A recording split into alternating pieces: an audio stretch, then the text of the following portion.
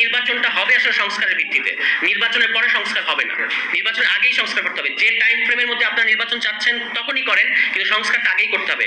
সংস্কারই হচ্ছে আগামী নির্বাচনের বৈধতা। সংস্কার ছাড়া আগামী নির্বাচন হবে স্রেফ প্রধান উপদেষ্টা যে একটা সবচেয়ে ভালো নির্বাচন করতে চেয়েছেন, উনি সবচেয়ে ভালো নির্বাচন করতে পারবেন না সংস্কার ছাড়া। মানে বাংলাদেশের যে 3-4টা নির্বাচনকে সবাই মেনে নিয়েছে, তার চেয়েও খারাপ নির্বাচন হবে এবার। ইতিমধ্যেই আপনি বিভিন্ন স্থানীয় পর্যায়ে আমরা তো যাই, সেখানে এই গুঞ্জনগুলো উঠেছে যে আমরা ভোট কেন্দ্র দখল করব। এই মনোভাব দেখা যাচ্ছে, এটা খুবই ভয়ঙ্কর। সংস্কারের পরে গতকালও আমরা নীলফামারীতে বললাম যে এই ধরনের একটা নির্বাচন যদি হয়, এটা হবে গণ অভ্যুত্থানের গায়ে সবচেয়ে বড় কালিমা মানে লেপন করা।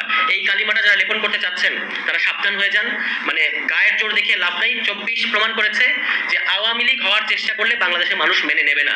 আওয়ামী লীগকে আমরা মোকাবেলা করেছি অন্য কোনো কিছুই এর চেয়ে ভয়ের, মানে বাংলাদেশ আর সবচেয়ে খারাপটা দেখে ফেলেছে, এর চেয়ে খারাপ আর কিছু বাংলাদেশে হবে না। সুতরাং এই যে কোনো ভাবে ক্ষমতায় যাওয়ার যে একটা মরিয়া প্রচেষ্টা, এটা থেকে বেরিয়ে এসে জনগণের স্বার্থটা মেনে নিলে, দলীয় স্বার্থের বাইরে এসে জাতীয় স্বার্থগুলোকে প্রাধান্য দিলে আপনাদের ক্ষমতাটাই মানে সেফ থাকবে। এইটুকু কাণ্ড জ্ঞান যদি না থাকে, তাহলে আপনি যে রাজনীতি করছেন এটা হচ্ছে আত্মঘাতী রাজনীতি। আমরা সকল দলের প্রতি অনুরোধ জানাবো যে আত্মঘাতী রাজনীতি থেকে বেরিয়ে আসতে হবে, জাতীয় স্বার্থটাকে প্রাধান্য দিতে হবে। এটাই 24 গণ অভ্যুত্থানের পরে পিপলস ম্যান্ডেট। এই ম্যান্ডেটটাকে অবজ্ঞা করে বাংলাদেশে আর কোনো রাজনীতি করা সম্ভব হবে না। সবাইকে ধন্যবাদ। আসসালামু আলাইকুম।